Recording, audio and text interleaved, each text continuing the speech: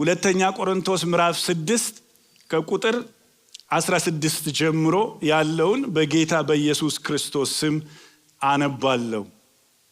እኛ የሕያው እግዚአብሔር ቤተ መቅደስ ነንና እንዲሁም እግዚአብሔር ተናገረ እንዲህም ሲል በእነርሱ እኖራለሁ፣ በመካከላቸውም እመላለሳለሁ፣ አምላካቸው እሆናለሁ፣ እነርሱም ሕዝቤ ይሆናሉ። ስለዚህም ጌታ ከመካከላቸው ውጡና የተለያችሁ ሁኑ፣ ርኩስንም አትንኩ ይላል ሁሉን የሚገዛ ጌታ። እኔም እቀበላችኋለሁ፣ ለእናንተም አባት እሆናለሁ፣ እናንተም ለእኔ ወንድ ልጆችና ሴቶች ልጆች ትሆኑኛላችሁ። ክብር ለጌታ ይሁን። ከመካከላችሁ ውጡና የተለያችሁ ሁኑ፣ ርኩስንም ነገር አትንኩ። እስቲ ቀኝ እጆቻችንን ወደ ጌታ እናንሳ። በእውነት ይሄ ስፍራ የእግዚአብሔር ቤተ ክርስቲያን ነው። ይሄ ስፍራ የእግዚአብሔር ማደሪያ ነው። ሕይወታችን ጌታ እግዚአብሔር ሆይ ያንተ ማደሪያ ነው። እናንተ የእግዚአብሔር ቤተ መቅደስ እንደሆናችሁ አታውቁምን? የእግዚአብሔር መንፈስ በእናንተ ውስጥ እንደሚኖር አታውቁምን ብሎ ጌታ እግዚአብሔር ሆይ ቃል ይነግረናልና በኢየሱስ ክርስቶስ ጌታ ስም ሕይወታችን ላንተ የተመቸ ይሁን። የእግር ማረፊያ በቤታችን እንድታገኝ በኢየሱስ ስም እንጸልያለን። በዚች ቤተ ክርስቲያን አንተ እንድትከበር፣ አንተ እንድትመሰገን፣ ነውረኛ የሆነ ነገር የተጠረገ እንዲሆን እግዚአብሔር አባትና አምላክ ሆይ አንተ ያከበርከው ነገር በእኛ መካከል የከበረ እንዲሆን፣ አንተ የናቅከው ነገር በመካከላችን የተናቀ እንዲሆን፣ የተለየን ሕዝብ ነንና እግዚአብሔር አባት ሆይ ተለይተን ለአንተ እንድንኖር እንድትረዳን በኢየሱስ ስም ጸልያለሁ። ችላ ያልነው ነገር አቤቱ ጌታ እግዚአብሔር ሆይ ፈቀቅ ብለን ያላጠፋነው ነገር እግዚአብሔር ሆይ አንተን የሚያረክስ እግዚአብሔር ሆይ ስሜን በአሕዛብ መካከል ጌታ እግዚአብሔር ሆይ የሚያስነቅፍ እግዚአብሔር ሆይ አንዳች ነገር በመካከላችን እንዳይገኝ በኢየሱስ ስም ጸልያለሁ። አቤቱ ጌታ እግዚአብሔር ሆይ ቅድስና ለእግዚአብሔር በእያንዳንዳችን ሕይወት ውስጥ ቅድስና ለእግዚአብሔር፣ በአገልግሎታችን ቅድስና ለእግዚአብሔር። በዛን ጊዜ ጌታ እግዚአብሔር አንተን እናያለን፣ እጅህን እናያለን፣ ስራህን እናያለን። አቤቱ ያንተን ሞገስ እናያለን፣ አብሮነትን እናያለንና በኢየሱስ ክርስቶስ ጌታ ስም ይህ ቤት ጌታ እግዚአብሔር ሆይ አቤቱ በስም ጌታ እግዚአብሔር ሆይ የተቀደሰ ቤት እንዲሆን እንጸልያለን። ክብር ላንተ ይሁን፣ ከፍ እናደርጋለን። ቀሪ ጊዜያችንን ባርክልን በኢየሱስ ስም አሜን። እግዚአብሔር ይባርካችሁ። እግዚአብሔር ይመስገን። ይሄንን ስላይድ በደንብ እንድታዩ በቃ ዘሌዋውያን መጽሐፍ ምንድነው የሚለው ነገር ይሄ ሐሳብ ከገባን በቂ ነው ብዬ ነው የማስበው። በእውነት የኢንፎርሜሽን ብዛት ሳይሆን አንድ መሰረታዊ ነገር እንድንረዳ ያስፈልጋል። ኦሪት ዘሌዋውያን ማለት የሌዋውያን ደንብ ብያቸዋለሁ። እግዚአብሔር የሚገርማችሁ ነገር ማደሪያ ስሩልኝ አለ። ማደሪያው ተሰራ። በዛ ማደሪያ ውስጥ የሚያገለግሉ አገልጋዮችን እግዚአብሔር ለየና አሁን ደንብ ይሰጣቸዋል፣ ስርዓት ይሰጣቸዋል፣ መተዳደሪያ ደንብ ሲሰጣቸው እንመለከታለን። ስለዚህ የኦሪት ዘሌዋውያን መጽሐፍ ዋና ሐሳብ ሁለት ነው። ሰዎች ወደ እግዚአብሔር ለመቅረብ የሚችሉት በመስዋዕት አማካኝነት ብቻ እንደሆነ፣ እግዚአብሔር እኮ ቅዱስ አምላክ ነው። ወደ ተራራው የተጠጋ ሰውም እንስሳም ቢሆን ተወግሮ ይሙት የሚል የተቀደሰ አምላክ፣ ያልተቀደሱ ሰዎች በፍጹም ወደ እግዚአብሔር መቅረብ እንደማይችሉ እግዚአብሔር ተራራው ሲናወጥ የእሳት ጭስ ተራራውን ሲሞላ ሰዎች ፈርተው ከሩቅ ሲቆሙ ለሙሴ አንተ ተናገረን እንጂ እኛ መቅረብ አንችልም ያሉ ቅዱስ አምላክ ነው። ሰዎች ወደ እግዚአብሔር ለመቅረብ የሚችሉት በመስዋዕት አማካኝነት ብቻ ነው። ይሄ መስዋዕት ደግሞ አመልካች ነው፣ ኢየሱስን ነው የሚያሳየው። እረ ክብር ለጌታ ይሁን። አሁን እኛ የእግዚአብሔር ልጆች ተብለን ልንጠራ አብ በምን አይነት ፍቅር እንደወደደን እዩ። እንዲሁነን በምን አንጻር ነው ወደ እግዚአብሔር ቀርበን ልጆች የሆነው? በመስዋዕት አንጻር ነው። ኢየሱስ ክርስቶስ ዋጋ ስለከፈለልን ቤዛ ስለሆነን ነው። እግዚአብሔር ይመስገን። የዛሬው ትኩረቴ ግን ይሄንን ባለፈ ጊዜ ስላየም ማለት ነው ከእግዚአብሔር ጋር ለመኖር የምንችለው በመቀደስ እንደሆነ የዘሌዋውያን መጽሐፍ ያሳያል። በመቀደስ ነው። ያለ እምነት እግዚአብሔርን ደስ ማሰኘት አንችልም። ያለ ቅድስና ደግሞ እግዚአብሔርን ማየት አንችልም። ማየት እንፈልጋለን። እስቲ እግዚአብሔርን ማየት የሚፈልግ ሰው ክብር ለጌታ ይሁን። ያለ ቅድስና እግዚአብሔርን ማየት አንችልም። ዘሌዋውያን መጽሐፍ ላይ ተመልከቱ። ዘጸአት ላይ እግዚአብሔር ሕዝቡን አዳናቸው፣ ከግብጽ ባርነት አዳናቸው። ለዳነው ሕዝብ ደግሞ ዘሌዋውያን ላይ ሕጉንና ሥርዓቱን ሰጣቸው። ከኔ ጋራ ማደሪያ ድንኳን ተሰርቷል። ለመኖር ከፈለጋችሁ መንገዱ አንድና አንድ ነው፣ መቀደስ አለባችሁ የሚለውን ይህንን ሐሳብ እንድትይዙልኝ እፈልጋለሁ። እሺ፣ ወደ እግዚአብሔር ለመቅረብ ምን አይነት ያስፈልጋል? መስዋዕት። እስቲ አንድ ላይ መስዋዕት በሉ። ባለፈ ሳምንት ስላየነው አሁን ደግመን ማየት ይኖርብናል። የሚቃጠል መስዋዕት፣ የእህል ቁርባን መስዋዕት፣ የሰላም ቁርባን መስዋዕት። ይሄ የሰላም ቁርባን የህብረት መስዋዕት ይባላል። የኃጢአት መስዋዕት፣ የበደል መስዋዕት ያስፈልግ ነበር። ከነዚህ መካከል ከላይ ያሉት ሶስቶቹ እስራኤላውያን በፈቃዳቸው የሚያደርጉት ነው። በፈቃድ ተገደው አይደለም፣ ለመዳን ብሎ አይደለም። እግዚአብሔር ስራችንን ሰርቷል፣ ሰላምንም ሰጥቶናል። በተለይ ደግሞ የሰላም ቁርባን ባል የህብረት ቁርባን ያለንን እግዚአብሔር የሰጠንን አምጥተን በእግዚአብሔር ፊት መስዋዕት ካደረግን በኋላ ከእግዚአብሔርና ከካህናቶቹ ጋር አብረን ለፌሎሺፕ የምንበላበት ስርዓት ነው፣ ወይም ደግሞ ቁርባን ነው።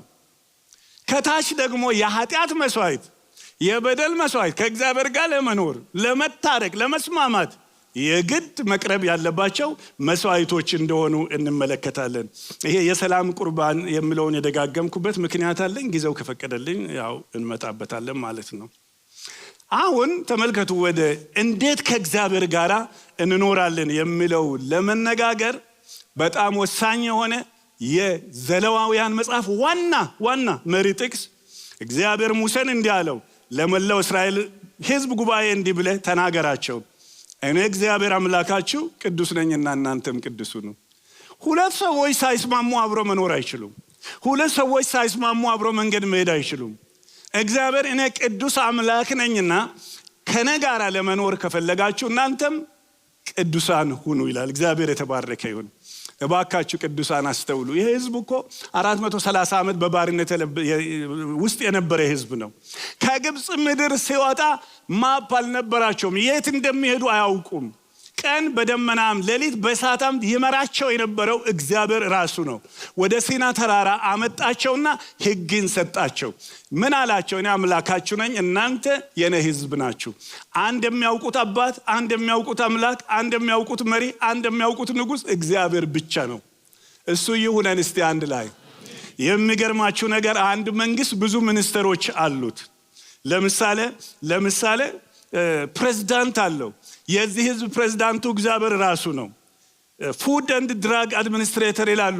ምግብን አጣርቶ ለህዝብ የሚያቀርብ የእርሻ ሊሆን ይችላል፣ የምግብ ሚኒስትሮች ሊኖሩ ይችላሉ። እዚህ ጋር ግን እግዚአብሔር እሱ ራሱ ብቻ ነው። የሚጠቅማቸው ምግብ፣ የማይጠቅማቸው ምግብ፣ ንጹህ የሆነው ንጹህ አይደለም፣ የሚበሉትን የማይበሉትን ሁሉ የሚነግራቸው እግዚአብሔር እሱ ራሱ ነው። እግዚአብሔር የተባረከ ይሁን። የመከላከያ ሚኒስትራቸው እግዚአብሔር ነው። የጤና ሚኒስትራቸው ራሱ እግዚአብሔር ነው። እኔ ፈዋሽ አምላካችሁ ነኝ። በግብጽ ምድር ያያችሁትን ያንን ሁሉ በሽታ በእናንተ ላይ አላደርግም ያለ እግዚአብሔር ነው። ክብር ለጌታ ይሁን። ህዝቡ እኮ አንደኛ ሳሙኤል ምዕራፍ 8 ላይ ደርሶ ነው እኛ እግዚአብሔር ሁሉ ነገር ሸፍኖ አይሆንም፣ እንደ ሌላው አሕዛብ በእኛ ፊት የሚወጣና የሚገባ ሌላ ሰው ያስፈልገናል፣ ንጉሥ ሾምልን ብለው ጥያቄ ያቀረቡት አንደኛ ሳሙኤል ምዕራፍ 8 ላይ ነው። እንደምናውቀው ታሪኩን እስከዚህ ጊዜ ድረስ እግዚአብሔር ብቻ። እግዚአብሔር ደግሞ ሲመራ በጣም ደስ ይላል። እግዚአብሔር ሲያስተዳድር በጣም ደስ ይላል። እንደ እግዚአብሔር ያለ ቅድም እንደዘመር ነው ማንም የለም። እረ እግዚአብሔር ይግዛን አንድ ላይ። ክብር ለጌታ ይሁን።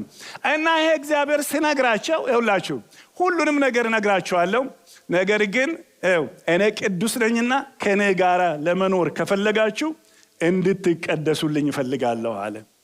ይሄንን ይመስለኛል ጴጥሮስ ከዘሌዋውያን ወስዶ እንደምታዘዙ ልጆች ቅዱሳን ሁኑ፣ እኔ ቅዱስ ነኝና ቅዱሳን ሁኑ ተብሎ ስለተጻፈ የጠራችሁ ቅዱስ እንደሆነ እናንተ ደግሞ በኑሯችሁ ቅዱሳን ሁኑ ይላል። አሁን ሰፈሩን ያበላሸው ነገር ምንድነው ካላችሁ ወገኖቼ ሆይ ሁላችንም በዚህ ሰዓት ራሳችንን እንድናይ እግዚአብሔር ቅዱስ አምላክ ነው። በምን እንቀደስ ካላችሁ እግዚአብሔር ይነግረናል። እኛ ግን ከኛ የሚጠበቀው አንድ ነገር አለ። እግዚአብሔር ከተናገረን እግዚአብሔር ሆይ ይቅር በለን ብለን ንስሐ መግባት ይጠበቅብናል። የሚልክያስ መጽሐፍ ትዝ ይላችኋል። እኔ እግዚአብሔር አምላካችሁ ወዳችኋለሁ ሲል በምን ወደድከን? ሰርቃችሁኛል። በምን ሰረቅን? አላከበራችሁም። በምንድን ነው ያላከበርን? እግዚአብሔር ለሚጠይቀው ጥያቄ በሙሉ ለእግዚአብሔር ሙጉት ሁል ጊዜ መልስ አላቸው። ወገኖቼ ሆይ እንደዛ ሳይሆን እግዚአብሔር ኃይለኛ ነገር በዚች ቤተክርስቲያን ውስጥ ያደርጋል። እስቲ ጮክ በሉና ለእግዚአብሔር ክብር አሜን በሉ። ግን ምን ይፈልጋል መሰላችሁ? የኛ ልፋት አይደለም፣ የኛ ድካም አይደለም፣ ለእግዚአብሔር ክብር እንድንቀደስ ነው። እኔ ሁለተኛ ስራዬ የ7-11 ስራዬን ብዙ ሰምታችኋል።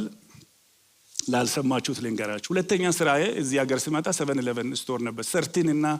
ሰርድና ሳንታፌ ላይ ነውና ሄዳችሁ ከጎበኛችሁ ብዙ 7-11ዎች አሉ። እንደዛ ፓርኪንግ ሎቱ ሰፊ የሆነ 7-11 አይቻላልም። እና እዛ ነው የምሰራው፣ ናይት ሺፍት ነው የምሰራው። አለቃዬ ደግሞ በጣም የሚገርማችሁ ስትሪክት አለቃ ነው። እና እኔ በጥቁርና በነጭ መካከል ያለ ልዩነት ተሰምቶኝም አያውቅም። ያንም እንደዛ አይደለም የተሰማኝ። ብቻ ክፉ አለቃ እንደሆነ ነው የሚቆጥረው እንጂ ነጭ መሆኑ ጥቁር መሆኑ አሳስቦኝ አያውቅም። ለምንድን ነው ይላለሁ። እና ሌሊት ይመጣና ቆመሃል፣ ከስተመር የለም፣ ምን ትሰራለህ ይለኛል። እሺ ምን ላድርግ? ፓወር ዋሽ አለ እና ቱቦ ይዘህ ወጥተህ ፓርኪንግ ሎቱን በሙሉ ማጠብ አለብኝ። ማጠብ አልቀረም፣ አንድ ጊዜ ግን አይደለም። አሁንም ከስተመር ከሌለ ሄደ ይጠብለኛል። በቪዲዮ አያሃለሁ ይላል፣ ያስፈራራኛል። ቤትም ቢሆን በቪዲዮ አያለሁ። ከስተመሩ ካለ 7-11 ያላቸው ሰዎች አላችሁ። ቤትም ቢሆን ስለማይ በቃ ከስራ ውጪ ደግሞ ዝም ብለህ አትቁም፣ ሄድና ፓወር ወሽ ይዘህ ግቢውን በሙሉ ይጠብለኛል። እና ሌሊቱን በሙሉ አንዳንዴም ደክሞኝም አንዳንዴም ደስ ብሎኝም አንዳንዴም ከፍቶኝም በጣም አጸዳለሁ። እና ደግሞ እንዳልኳችሁ ሁለተኛ ስራዬ ነው። ቆንጥጠን ነው የያዝነው። አሁን የሆነ ነገር ቢሆን ምን ሊሆን ይችላለሁ። ስለዚህ እሺ እያልኩኝ የሚገርማችሁ ያ ፓርኪንግ ሎት በቃ የተወለወለ ፓርኪንግ ሎት ታውቃላችሁ እያየኋቸው። ከዛ አንድ ቀን ግን እሱም ስቆ ናይሶ ነው ሲመጣ እኔም እንደው ሊጠይቀው ይህን ጥያቄ እና ሚስተር ምናምን አልኩትና እንደው የተባበረ እንግሊዝኛ ይሄ ነገር ንጹህ ነው እና እኔ ደግሞ ከአንድም ሁለቴ አጽድቻለሁ፣ ነሰሰርሊ መታጠብ አለበት ወይ ሌሊቱን በሙሉ መታጠብ አለበት ወይ ብዬ ጠየቅኩት። አይ እንደሻዋለ አንተ ስለምታጥብ ማንም ሰው ትራሽ አምጥቶ እዚህ ፓርኪንግ ሎት ከመኪናው ያውጥና እያየው እሱ ካለ በኋላ ቼክ ሳረጋቸው የሆነ ቆሻሻ ይዙና ግራ ቀኝ አይተው ንጹህ ሲሆንባቸው ኪሳቸው ውስጥ አድርገው ይሄዳሉ። ለምን? ነጽቷላ። ቆሻሻን ካዩ አምጥተው ቆሻሻ ይጥላሉ። ስለዚህ አጽዳ አለኝ ማለት ነው። ኧረ ክብር ለጌታ ይሁን። አያችሁ አስተማሪ የሆነ ማናጀር ዛሬ ልንገራችሁ ወገኖቼ ሆይ እያንዳንዳችን ሰፈራችንን እንድንቀድስ እግዚአብሔር ይርዳል። ቆሻሻ የሆነ ቦታ ሰው ቆሻሻ ይዞ ይመጣል። ንጹህ የሆነ ቦታ ላይ ደግሞ ሰዎች ቆሻሻ አያመጡም። ሐዋርያ ሥራ ምዕራፍ 2 3 4 5 ላይ የምናየው የሐዋርያቶች ሕይወት የሚገርማችሁ ለእግዚአብሔር የተቀደሱ ስለሆነ እግዚአብሔር በመካከላቸው በኃይል ስለሚሰራ ሰዎች ደፍረው አይተባበሯቸውም ነበር። ወይ ይገባሉ ወይ ይወጣሉ፣ ወይ ተቀድሰው ይኖራሉ ንስሐ ገብተው ከእግዚአብሔር ጋር ይቀጥላሉ፣ ወይም ደግሞ ሪቆ ይሄዳሉ እንጂ ተመሳስሎ መኖር የሚባል ነገር የለም። ወገኖቼ ይሄ እግዚአብሔር የሚገርማችሁ እግዚአብሔር ብዙ ሕግ ሰጥቷል። የምግብ ሕግ ሰጥቷል፣ ዳይተሪ ሎ የሚባል እንደገና ደግሞ የመስዋዕት ሕግ ሰጥቷል፣ ሳክሪፊሻል ሎ የሚባል ነገር። ግን ሶስተኛ ሞራል ሎ የሚባል ነገር አለ በብሉይ ኪዳን ላይ ማለት ነው። የምግቡ የመስዋዕቱ በኢየሱስ ክርስቶስ ተፈጽሟል። ያ ማለት ምግብ ለጤንነታችን መርጠን እንበላለን እንጂ ለደህንነታችን አይደለም። አሁን ግን ይሄ የሞራል ሎ የተባለው 10 ትእዛዛት፣ አትግደል በብሉይ ኪዳን አለ አሁንም አለ፣ አታመንዝር በብሉይ ኪዳን አለ አሁንም አለ። ይሄ አልተሻረም። ስለዚህ ህይወታችን ለእግዚአብሔር ክብር የተቀደሰ ይሁን። እስቲ ለእግዚአብሔር ክብር አንድ ላይ አሜን በሉም። ስለዚህ ሰፈራችን እያንዳንዳችን መቀደስ ይጠበቅብናል። ስለዚህ 5 የቅድስና አቅጣጫዎችን ላሳያችሁ ካለው ሰዓት አንፃር 5። ቆይ በምን ሊቀደስ ከመጽሐፉ ነው የምናየው። ዘሌዋውያን ላይ 5 የቅድስና አቅጣጫዎች፣ ቅድስና በግል ህይወት ዙሪያ ይሄንን ተነጋግረናል። ቅድስና በቤተሰብ ህይወት ዙሪያ ዋው ዋው ዋው ዋው! ለምንድነው ቤታችን የማንባረከው? ለምንድነው ጸሎት መንፈሳችን የማይለቀቀው? ነው ቼክ አድርጉ። ቤታችን ውስጥ እንደ ባል እንደ ሚስት እንደ ቤተሰብ እግዚአብሔር የሚገባውን ቦታ ይዟል ወይ? በእውነት ተቀድሰን እየኖር ነው? እግዚአብሔር ደስ ያልተሰኘበት ነገር አለ ወይ እንድንል ያስፈልጋል። ቅድስና በማህበራዊ ህይወት ዙሪያ ምዕራፍ 19:20 ቅድስና በአገልግሎት ዙሪያ፣ ቅድስና በአምልኮ ህይወታችን ዙሪያ መጽሐፉ እንደዚህ ነው። እኔ ሰብስቤ ነው እንጂ ይሄ በመጽሐፍ ላይ የተጻፈ ነው። ሄደን በዚህ መንገድ ብናይ እግዚአብሔር ከህዝቡ ቅድስና የሚፈልግበትን አቅጣጫዎች ማየት እንችላለን። የመጀመሪያውን እኔ ቅድስና በግል ህይወት ዙሪያ በቃ አጭር ነገር ልናገር። በቅድስና በግል ህይወታችን ዙሪያ ቁጥር 3 ላይ ይታያችኋል። ማንኛውም እስራኤላዊ የሚል ቁጥር 10 ላይ ማንኛውም እስራኤላዊ የሚል ይኸውላችሁ እግዚአብሔር እንደ ጉባኤ እንድንቀደስለት ይፈልጋል። በግል ህይወታችን ግን እግዚአብሔር እንድንቀደስ ይፈልጋል። ቼክ አድርጉ ህይወታችንን። እያንዳንዳችን በአነጋገራችን፣ በአደራረጋችን፣ በኑሯችን እያንዳንዳችን የግል ኃላፊነት መውሰድ ይጠበቅብናል። እና በሰፈር ውስጥ ወይም ከሰፈር ውጪ በሬ በግ ወይም ፍየል ቢያርድ በእግዚአብሔር ማደሪያ ፊት ለእግዚአብሔር መስዋዕት አድርጎ ለማቅረብ ወደ መገናኛ ድንኳን ደጃፍ ባያመጣ ያ ሰው በከንቱ ደም እንዳፈሰሰ ይቆጠራል። ይሄ ቅድም ያልኳችሁ የህብረት መስዋዕት ያልኳችሁ ነው። ያ ሁሉ ህዝብ አስቡ የእግዚአብሔርን እንደው ልብ። ያ ሁሉ ህዝብ በግ አርጄ እበላለሁ ብል ቤቱ ማረድ አይችልም። ቤቱ ካረደ ምንድነው የሚባለው? ኖ ኖ ኖ ኖ ኖ እሱ በደለኛ ነው የሚባለው። የእግዚአብሔር ሐሳብ በጉን ወደ ካህን አምጥቶ በእግዚአብሔር ፊት ደሙ ለመስዋዕት ከፈሰሰ በኋላ የቀረውን ስጋ የህብረት ቁርባን አድርጎ እሱም ካህናቱም ጉባኤውም አብሮ ሊበሉ ይችላሉ። ቅድም እመጣበታለሁ ያልኳችሁ ይሄ ነው። እግዚአብሔር በብሉይ ኪዳን ዘሌዋውያን ላይ እንኳን አብረን በህብረት እንድንኖር አድርጎ ነው የሰራን። ይሄ ሎነርስ የሚባሉ እኔ ቸርች ብቻዬን መጥቼ ብቻዬን ነው የሚሄደው እኔ ማንንም ማግኘት አልፈልግም የሚል በሙሉ ስፒሪት የጌታ ስፒሪት አይደለም። እግዚአብሔር አብረን እንድናመልከው ይፈልጋል። አሜን። እግዚአብሔር የተባረከ ይሁን። ለምንድን ነው ግን ብቻውን አርዶ የማይበላው? ሁለተኛው ላይ ምክንያቱም ማንም ሰው ማንኛውም እስራኤል ወይም በአካላቸው ማንኛውም መጻተኛ ደም ቢበላ ደም በሚበላው በዛ ሰው ላይ ፊትን አከብድበታለሁ። ደም ማለት ምን ያሳያል መሰላችሁ? ደም መስዋዕት ማቅረብ ለእግዚአብሔር ነው። የጌታ የኢየሱስ ክርስቶስን ደም ነው የሚያመለክተው። ዘሌዋውያን ላይ 92 ጊዜ በላይ ስለ ደም ተነግሯል። ሁሉ ጊዜ ይሄ መስዋዕት የሚያሳየው መስቀሉን ኦልቲሜት መስዋዕት የሆነውን ጌታን ነው የሚያሳየው። ስለዚህ ማንም በየቤቱ ደም ሊያፈስ አይችልም ነው የሚለው። ቅድስና በቤተሰብ ህይወት ዙሪያ እናንተ ይሄንን በኋላ ማየት ትችላላችሁ። ግን ይሄንን እንመልከት። ቅድስና በቤተሰብ ህይወት ዙሪያ ከስጋ ዘመድ ጋር መተኛት መርከስ ነው ይላል። ይሄንን ሳነበው እንደማናችሁ ምንም ከብዶኛል። ኃጢአት ይሄን ያህል ጥግዟል እንደዚህ ነው ሰው ኃጢአት የሚያደርገው ብያለሁንም። ግን እናንተ ከነ በፊት ቀደም ብላችሁ ዘሌዋውያንን ካልዘለላችሁ በቀር ያያችሁትን ነገር ስለሆነ የማነባው አንድ በአንድ ልሄድበት። ማንም ሰው ግብረ ስጋ ለመፈጸም ወደ ማንኛውም የስጋ ዘመዱ አይቅረብ እኔ እግዚአብሔር ነኝ ይላል። ይሄንን ህግ እግዚአብሔር የቤተሰብ ቅድስና አድርጎ የሰጠው እግዚአብሔር ነው። ምን ማለት ነው ፓስተር ካላችሁ መጽሐፉ በትክክል እዚህ ምዕራፍ ላይ ገልጿል። ከእናት ጋራ ግብረ ስጋ በመፈጸም አባትን አታዋርድ። ከአባቲ ምስት ጋራ ግብረ ስጋ አትፈጽም። ከእህት ጋራ ግብረ ስጋ አትፈጽም። ከወንድ ልጅ ሴት ልጅ ወይም ከሴት ልጅ ሴት ልጅ ጋራ ግብረ ስጋ አትፈጽም። ከአባቲ ምስት ለአባቲ ከወለደችው ሴት ልጅ ጋራ ግብረ ስጋ አትፈጽም። ከአባቲ እህት ጋር ግብረ ስጋ አትፈጽም። ከእናቲ እህት ጋራ ግብረ ስጋ አትፈጽም። ልስቱ ይቀጥላል። እንደው እውነቴን ነው የምላችሁ ሰው ቀርቶ ታውቃላችሁ? ፓወርፖይንት ላይ አላወጣሁትም እንጂ ከእንስሳ ጋራ ግብረ ስጋ ግንኙነት አትፈጽም። ተፈጽሞ ቢገኝ ሰውየውም እንስሳውም ይሞት ይላል።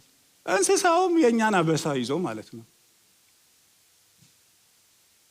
ይህን ያህል ነው አምላካችን። ቅዱስ አምላክ ነው። እግዚአብሔር የተባረከ ይሁን። አረ አሜን።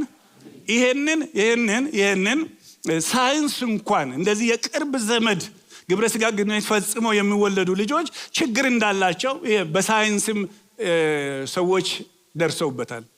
ግን እግዚአብሔር ይውላችሁ መስመር አድርጓል። ሌዲ ጋጋ የምትባል ዘፋኝ አለች እዚህ ሀገር። ይሄ ዘፈን የሚባለው ነገር በሙሉ ምንጩ ከምን ኢንስፒሬሽን የሚባለውን ሐሳብ የሚቀበሉት ከማን እንደሆነ እናውቃለን። እና እቺ ሴት አንድ ጊዜ የተናገረችው ተጽፎ አነበብኩኝ። I look for any boundaries እግዚአብሔር ያስቀመጠ ባውንደሪ ካለ ሰብሬ መሄድ ይፈልጋለሁ። ያ ነው ህዝቡን ደስ የሚያሰኘው፣ ያ ነው የኔ የመኖሬ ትርጉም አለች። እግዚአብሔር ደግሞ ይሰብራታል። ወገኖቼ እግዚአብሔር ያስቀመጠልን ባውንደሪ አለ። ካናዳ ውስጥ በቅርብ ጊዜ በሰነት ደረጃ በህጋቸው ንግግር ተጀምሮ ነበር። በቃ ሰው የፈለገውን ውሻ ሊያገባ ይችላል የሚል ንግግር ነበራቸው። ማናሰበ ዓለም እዚህ ትደርሳለች ብሎ ትላንትና ለመስማት በጣም የሚያጸይፉን ኃጢአቶች ዛሬ የአደባባይ መነጋገሪያ ሆነዋል። ግን አንድ ነገር ልናገር ባካችሁ፣ ይሄንን ስሙኝ። ይሄ ስፍራ ለእግዚአብሔር ክብር የተቀደሰ ይሁን። ህይወታችን፣ ኑሯችን፣ የግል ህይወታችን ቀላል እንዳይመስላችሁ ወገኖቼ። እግዚአብሔር ደግሞ ለሱ የተለዩትን ይባርካቸዋል፣ ይጠቀምባቸዋል። ፊቱን ከነሱ ዘወር ያደርጋል ያለ አምላክ ፊቱን ወደኛ ለመልካም ዘወር ያደርጋል። እግዚአብሔር ይመስገን። ይውላችሁ ከስጋ ዘመድ በታች ደግሞ ከባልንጀራ ሚስት ጋራ መተኛት መርከስ ነው ይላል። ቀጥሎ ይለያዋል ደግሞ ከባልንጀራ ከወንድም የበለጠ ደግሞ ወንድም ቤተሰብ ነው። ከወንድም የበለጠ ደግሞ የሚጠጋጋ ባልንጀራ አለ። አብረን እያገለገልን፣ አብረን እያመለክን፣ አብረን ጌታን ከፍ እያደረግን አየ ባልንጀራ ነው እያለ ነገር ግን ነውረኛ ነገር የሚፈጽም ሰው እግዚአብሔር እንዴት እንደሚቀጣው ከባልንጀራ ሚስት ጋር ግብረ ሥጋ በመፈጸም ራስን በእርሷ አታርክስ ይላል። ሶስተኛ ከተመሳሳይ ጾታ ጋር መተኛት በጣም አጸያፊ ነው ይላል። አሁን ተመልከቱ፣ አሁን ያደገ ሀገር፣ ዘመናዊ ሀገር ሜሬጅን ሪዲፋይን ለማድረግ የሚሞክሩት ይሄንን ህግ በመተላለፍ ነው። ይቻላል። ለምንድነው አይቻለው? ይሄ መጽሐፍ ያረጀ መጽሐፍ ነው። አሁን ዘመኑ ሌላ ነው። ስለዚህ በቤተ ክርስቲያንም እኛም ብቻ ማለት ሌሎች ቸርቾች አሁን እየሞከሩት ነው። ወገኖቼ ወይ እግዚአብሔርን በቃሉ ካላከበር ነው ማህበር ነው የምንሆነው፣ እቁብ ነው የምንሆነው፣ እድር ነው የምንለው፣ የሀገር ልጆች ስብሰባ ነው የምንሆነው። አምላካችን በመካከላችን የተቀደሰ ይሁን። ስጮክ በሉና አሜን በሉ። ቅድስና ለእግዚአብሔር፣ እግዚአብሔር የተባረከ ይሁን። ስለዚህ ቅድስና በግል ህይወታችን፣ ቅድስና በቤተሰብ ዙሪያ ያስፈልጋል። ቅድስና በቤተሰብ ዙሪያ፣ ቅድስና ደግሞ በማህበራዊ ህይወት ዙሪያ። ይሄንን ባጭሩ ልናገር የምናውቀው ነገር ስለሆነ ድሆችን አስቡ፣ አረጋውያንን አክብሩ። አያችሁ፣ እርሻ ስታርሱ ብቻችሁን እንዳይደላችሁ ይወቁ። በዛን ጊዜ እስራኤላውያን እርሻ ስለሆነ አውቃችሁ ቃርሚያ አስቀሩ፣ ከናንተ በኋላ መጻተኞች መጥተው እንዲወስዱ። ወገኖቼ ወይ ዛሬም ቢሆን የተቸገሩ ሰዎች በመካከላችን አሉ። ስለዚህ ድሆችን የማሰብ፣ አረጋውያንን የማክበር፣ በዚህ እኔን ቀድሱኝ ይላል እግዚአብሔር። ክብር ለጌታ ይሁን። ስለዚህ ቅድስና በግል ህይወት፣ ቅድስና በቤተሰብ ህይወት፣ ቅድስና በማህበራዊ ህይወት ዙሪያ፣ ቅድስና በአገልግሎት ዙሪያ። ለካህናቶች ደግሞ የተሰጠ መመሪያ አለ። እግዚአብሔር ሙሴን እንዲህ አለው፣ ለካህናቱ ለአሮን ልጆች ንገራቸው እንዲህ በላቸው፣ ዘሌዋውያን 21:1 ላይ ካህናት ለአምላካቸው የተቀደሱ ይሁኑ። አገልጋዮች እኛን ይመለከተናል። የአምላካቸውን ስም አያርክሱ። ለእግዚአብሔር በሰዓት የሚያቀርበው መስዋዕት የአምላካቸውን ምግብ ስለሚያቀርቡ ቅዱሳን ይሁኑ ይላል። እና አሁን ምንድነው እያቀረብኩ ያለሁት ካላችሁ፣ በአሁኑ ሰዓት ምግብ እያቀረብኩ ነው። የእግዚአብሔርን ቃል እያቀረብኩ ነው። ቅድም ያገለገሉን ሰዎች ደግሞ በአምልኮ የእግዚአብሔርን ምግብ እያቀረቡልን ነው ያሉት። አረ እግዚአብሔር የተባረከ ይሁን። አሜን። ወገኖቼ ሆይ እኛ ደግሞ ፍርድ ከእግዚአብሔር ቤት ይጀምራል ይላልና በጣም እግዚአብሔርን ማክበር ታውቃላችሁ ይጠበቅብናል። ልንገራችሁ ቀጥሎ ያለው ቃል ዘሌዋውያን ምዕራፍ 8 ላይ ዘለነዋል። ምዕራፍ 9 ላይ የአሮን ልጆች የካህናት የክህነት ልብስ ኦርደንድ ሆኑ። በቃ እዛ ጋር ነው ኦርደንድ ሆኑት። አገልግሉ። በቃ እናንተ ህዝቡ አለ፣ እናንተ ደግሞ ማዕከለኛ ናችሁ። እናንተ በእኔና በህዝቡ ማዕከለኛው ናችሁ። አገልግሉ። የልብስ ስርዓታችሁ ይሄ ነው፣ አገልግሎታችሁ ይሄ ነው። ቅድስና ይጠበቅባቸዋል ተብሎ ተነገራቸው። ምዕራፍ 10 ላይ ሲደርሱ አሁን እዛ ላይ እንደምታዩት የአሮን ልጆች ናዳብና አብድዩ በየራሳቸው ጥናውን ወስደው እሳት አደረጉበት፣ በላዩም ዕጣን አኖሩበት፣ በእግዚአብሔር ፊት እርሱ ያላዘዛቸው ሌላ እሳት አቀረቡ ይላል። ይሄ ስትሬንጅ ፋየር ነው የሚሉት። ሌላ እሳት፣ እግዚአብሔር የማያውቀው እሳት። እግዚአብሔር የሚያውቀው እሳት አለ፣ እግዚአብሔር የማያውቀው እሳት አለ። ከምን የመጣ ነው? ብዙ የመጽሐፍ ቅዱስ አስተማሪዎች ምን ሊሆን ይችላል የሚለው ላይ አይስማሙም። ግን እግዚአብሔር ያለውን ነገር ተላልፈዋል። በቃ ለመዱ ማለት ነው። አገልግሎት ለመዱ፣ መድረክ ለመዱ። ስለዚህ እንደዚህ ማድረግ የለብንም፣ በአጭር መንገድ እንዲህ ማድረግ እንችላለን ብለው እግዚአብሔር የማያውቀውን እሳት አቀረቡ። ቁጥር 3 ላይ ሙሴና አሮን እግዚአብሔር እኮ ወደ እኔ በሚቀርቡ እቀደሳለሁ አለ። ወደ እኔ በሚቀርቡ እኮ ነው የሚቀደሰው። በአገልጋዮች እኮ ነው የሚቀደሰው። በሕዝቡ ሁሉ ፊት እከበራለሁ ብሎ የተናገረው ይሄ ነውና አሁን እነዚህ በእኔ ፊት ሞተዋል። ስለዚህ ጥራና አሮን ልጆቹን ከዚህ ውስጥ ጎትቶ ያውጣቸዋል። በክብር የቆሙ ሰዎች ተጎትተው ወጡ። ወገኖች እግዚአብሔር አምላካችን የፍቅር አምላክ ነው። እግዚአብሔር ደግሞ ቅዱስና የሚባላም አምላክ ነው። ስለዚህ እግዚአብሔርን በሕይወታችን አሁን እኛ መካከል የሚሰማውን ነገር ታውቃላችሁ። ለካህናቶች ሕግ ሲሰጥ አንድ የገረመኝ ነገር ዘጸአት 20:25 ላይ የድንጋይ መሰዊያ ብታደርግልኝ ብረት እንዳይነካው ይላል። የድንጋይ መሰዊያ ሰዋልኝ ካልኩ አሻሽ ላይ ጠርበህ በጣም ቆንጆ መሰዊያ ነው ብለህ መልኩን ለውጣ አታምጣው። እኔ የድንጋይ መሰዊያ ከፈለግ ናቹራል ይሁን፣ አስተካክለ አታምጣው። ያንተን እጅ ስራ አልፈልግም። ከዛ በኋላ ደግሞ ነውሪህ እንዳይታይ በደረጃ አትውጣ ይላል። አሁን ለኔ አይሰራም፣ ግደላችሁ ምን ልውጣ በደረጃ። ምክንያቱም ሰፊ ልብስ ስለሆነ የሚለብሱት ነውሪህ እንዳይታይ በደረጃ ወደ መስዋዕቱ አትምጣ ይላል። ምን ማለት ነው? ሰፊ ልብስ የለበሰ ሰው በደረጃ ለመሄድ ሲፈልግ እርቃኑ ይታያል።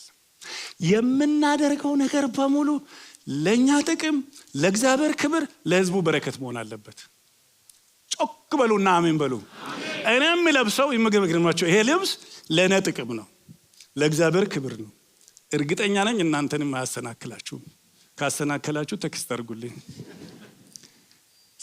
አገልጋዮቹ የሆንን እኛ መድረካችን ሁሉ በጣም መጠበቅ አለበት። ለእግዚአብሔር ክብር፣ ለኛ ጥቅም፣ ለሕዝቡ ደግሞ በረከት መሆን አለበት። ሁሉ ተፈቅዷል፣ ሁሉ ግን አይጠቅምም። የምናደርገውን ነገር በሙሉ ለእግዚአብሔር ክብር፣ ለቤተ ክርስቲያን መታነጽ ማድረግ አለብን። ስለዚህ ስንለብስ እንኳን እግዚአብሔር ሕግ አለው። የመድረክ ልብስ አለ። በእግዚአብሔር ፊት ስንቆም በጣም እግዚአብሔርን ያከብራል፣ እኔን ይጠቅመኛል፣ ሕዝቡን ይባርካል ብለን ማሰብ አለብን። ክብር ለጌታ ይሁን። አንዳንድ ጊዜ አምልኮ ሳይሆን ቃሉን ሳይሆን የምናየው እኔ በነገራችን ላይ እዚህ ብቻ አይደለም፣ በየትኛውም ቦታ ዩቱብ ከፍተን ስናይ መልእክቱን ሳይሆን አሁን ይሄ ልብስ ምን ያደርጋል፣ ይሄን ለምንድን ነው ያደረገው ብላችሁ አታውቁም? ነው ከሰይጣን አይደለም፣ አትገስጹት። ያንን በቃ አንድ ያያችሁት ነገር አለ፣ ልክ አይደለ ነገር አለ። እግዚአብሔር የሚቀበል ይሄ ሕግ አይደለም። ነገር ግን ወገኖቼ ሆይ እግዚአብሔር ቅዱስ አምላክ ስለሆነ ለዚህ ሁሉ የሚሆን መንገድን ወይም ደግሞ ስርዓትን ሰጥቶናል። ክብር ለጌታ ይሁን። 5ኛ ቅድስና በአምልኮ ዙሪያ ተሰግዱላቸው ዘንድ ጣዖታትን አታብጁ። ጣዖት እንግዲህ ከገባንበት አይነቱ ብዙ ስለሆነ ታውቃላችሁ። በእኛና በአምላካችን መካከል ምንም ነገር ምስል ወይም የማምለካ አምድ አታቁሙ፣ በምድራችሁም ላይ የተቀረጸ ድንጋይ አታኑሩ። እኔ እግዚአብሔር አምላካችሁ ነኝ። ሰንበቴን ጠብቁ፣ መቅደሴን አክብሩ፣ እኔ እግዚአብሔር ነኝ። መቅደሱ ይከበር። እስቲ አንድ ላይ መቅደሱ ይከበር። ደስ አይልም ወይ? በቃ እግዚአብሔር በቃ ልጆቼ ሆይ መስዋዕታችሁን እቀበላለሁ፣ ዝማሬያችሁን እቀበላለሁ፣ አገልግሎታችሁን እቀበላለሁ። እግዚአብሔር ደስ አይልም? አልፈልግም እኔ የሙዚቃችሁንም ድምፅ አልፈልግም እኔ መጻወት እግዚአብሔር ብል ምን ዋጋ አለው? ወገኖቼ ሆይ እግዚአብሔር የተባረከ ይሁን። ስለዚህ ምን እናድርግ ብዬ በዚህ ልጨርስ። ከእግዚአብሔር ጋር ለመኖር ለእግዚአብሔር ክብር እንቀደስ። ከማንም ጋር አትመካከሩ። ለመልካም ካልሆነ ወገኖቼ ውስጣችን ህሊና አለን። እግዚአብሔር መንፈስ በእኛ ውስጥ አለ። እግዚአብሔር የምናገረን ነገር ይኖራል። እቤት ሄደን የምናስወግደው ነገር መኖር አለበት። ህይወታችንን ቼክ ማድረግ መቻል አለብን። እጆቻችንን ወደ እግዚአብሔር በንጽህና መዘርጋት መቻል አለብን። ምን ይላል መሰላችሁ እዚህ ላይ የተማርናቸው አንዳንድ ነገሮች እንዳሉ እዚህ ከነዚህ በአንዱስ እንኳን ራሳችሁን አታርክሱ ይላል። እነዚህ አንዱ እንኳን የሚለው ምንድነው? ከግብጽ ይዛችሁ የመጣችሁት እዛ ያያችሁት በ430 ዓመት ውስጥ ይዛችሁ የመጣችሁትን ያንን ይዛችሁ ነፊት አትቅረቡ።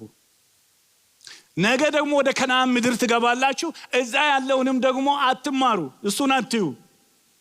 ከፊታችሁ የማሳድዳቸው አሕዛብ በእነዚህ ሁሉ ረክሰዋልና ምድሪቱንም ሳትቀር ረከሰች፣ እኔም ስለ ኃጢአታዋ ቀጣኋት፣ ስለዚህ የሚኖሩባትም ሰዎች ተፋቻቸው ይላል። አሁን አንዳንድ ጊዜ ለምንድን ነው እግዚአብሔር እነዚህን አሕዛብ ያስወጣቸው እነዚህን ደግሞ የተስፋ ልጆች እስራኤል ለምን አስገባቸው ያላችሁ? ይኸው ምድሪቷ በኃጢአታቸው ምክንያት ተፋቻቸው። በቃ ዴዘርቭ አያደርጉም፣ እግዚአብሔርን ተፈታተኑ። ስለዚህ ለጊዜው ነው ያስቀመጣቸው እንጂ አሁን ምድሪቷ ተፋቻቸው ይላል።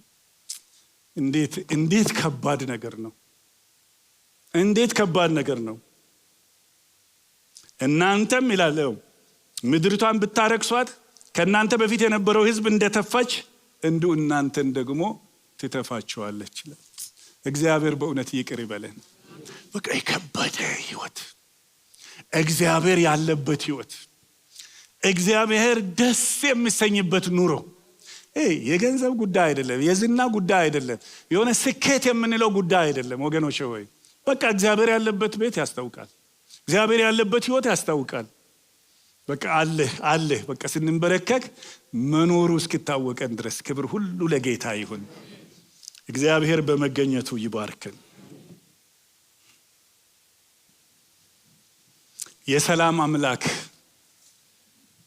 የሰላም አምላክ ራሱ ሁለንተናችንን ይቀድስ። ሆሊነስ ወገኖቼ ወይ ያን አምልኮአችንን እግዚአብሔር ይቀበላል፣ መስዋዕታችንን እግዚአብሔር ይቀበላል። ክብር ለጌታ ይሁን። በቃልም በስራም እግዚአብሔርን ደስ የምናሰኝ አቤቱ የአንደበቴ ቃል የልቤ ሐሳብ በፊት ያማረ ይሁን። ክብር ለእግዚአብሔር ይሁን። ሆሊነስ ቤታችን፣ መንፈሳችሁ ዋው መንፈስን የሚያረክስ ነገር አለ። ነፍሳችሁን፣ ስጋችሁ ጌታችን ኢየሱስ ክርስቶስ በሚመጣበት ጊዜ ያለ ነቀፋ ይጠበቁ። በመስዋዕት ወደ እግዚአብሔር እንገባለን፣ በቅድስና ከእግዚአብሔር ጋር እንኖራለን። ሽርክ መሆን ታውቃላችሁ? ሽርክ ከእግዚአብሔር ጋር የጌታ እግር ስር እንደ ማርያም በቃ ለመውደቅ ከሱ ጋር እግዚአብሔር አብርሃም ወዳጄ እንዳለው የእግዚአብሔር በቃ ይሄ ኮሚኒየን ከሱ ጋር ህብረት ከመንፈስ ቅዱስ ጋር ከፈለግን ነው። በቃ ሆሊነስ የግድ ነው። ትላንትና አልፏል። እግዚአብሔር ግን ለነገ እየተናገረን ነው ያለው። እግዚአብሔር ሁለንተናችንን ይቀድስ። እጆቻችሁን አንሱ እስቲ። ሃሌሉያ። ጌታ ሆይ የዘጸአት መጽሐፍ አንብበን እግዚአብሔር ሆይ በግላችንም ደግሞ አጥንተን ጌታ ሆይ ፊታችንን በመስተዋት አይተን አንዳች ነገር ጌታ እግዚአብሔር ሆይ ሳንለውጥ መቀጠል ማለት ሞኝነት ነው። በኢየሱስ ስም ተሸናፊ ያደረገን እንዳንሮጥ ያደረገን እግዚአብሔር ሆይ የኃጢአት ጉልበት ዛሬ ይሰበር። የኃጢአት ጉልበት በጌታ በኢየሱስ ስም እንደ አካን ከድንኳናችን በታች የተደበቀ ማንም ያላየው ዋው ማንም ያላየው እግዚአብሔር ሆይ አንተ ግን አይተሃልና ይሄ ጉባኤ ወደፊት እንዳይሄድ ያደረገው ጌታ እግዚአብሔር ሆይ ምርኮ እንዳይመለስ አቤቱ ጌታ እግዚአብሔር ሆይ ብሬክስሩ እንዳይመጣ የጸጋ ስጦታዎች እንዳይለቀቁ እጅ እንዳይዘረጋ እግዚአብሔር ሆይ ያደረገ የኃጢአት ኃይል በኢየሱስ ስም ይሰበር። እያንዳንዱ ሰው ማንኛውም እስራኤላዊ እንደሚለው ማንኛውም ጌታ ሆይ በዚህች አጥቢያ ቤተክርስቲያን የሚያመልክ ሰው ወንድ ቢሆን ሴት ቤተሰብ ብንሆን እግዚአብሔር ሆይ አገልጋዮች ብንሆን ጌታ እግዚአብሔር ሆይ አንተ ቅዱስ አምላክ ነህና ልዩ ሕዝብ አድርገህ ጠርተህና በልዩነት እንድንኖር እንድትረዳን እንጸልያለን። ቅዱስ ሕዝብ ብለህናል። ዋው ጌታ ሆይ እኛም ደግሞ ላንተና ላንተ ብቻ ተጠርነታችን አድርገን ሕይወታችንን እየፈተሽን ያን ጊዜ ጌታ እግዚአብሔር ሆይ ዛሬ ያለው ጨለማ ይበራል። በጌታ በኢየሱስ ክርስቶስ ስም እንጸልያለን። ጌታ ሆይ ቅድስና ላንተ ይሁን። አቤቱ ጌታ እግዚአብሔር ሆይ በኢየሱስ ክርስቶስ ስም ዛሬ የቅድስና ብርሃን በእኛ ላይ ስለበራ እናመሰግናለን፣ ከፍ እናደርጋለን። ወይ ቃል ከኃጢአት ይለየናል ወይ ኃጢአት ከቃል ይለየናልና አሁን በየቤታችን የምንነበበው ይሄ ቃል ጌታ እግዚአብሔር ሆይ ከኃጢአትና ከአመፃ እንዲለየን ራሳችንን ላንተና ለዚህ ስልጣን ለሆነው ቃል እንድናስገዛ እንድትረዳን እንለምናለን። ክብር በሰማይ በምድር ላንተ ይሁን። በኢየሱስ ክርስቶስ ጌታ ስም ጸለይን፣ አሜን። እስቲ ክብር ለጌታ አምጡ። አንድ ላይ ክብር ለጌታ አምጡ፣ ክብር ለጌታ አምጡ። ክብር ለእግዚአብሔር ይሁን። ሃሌሉያ።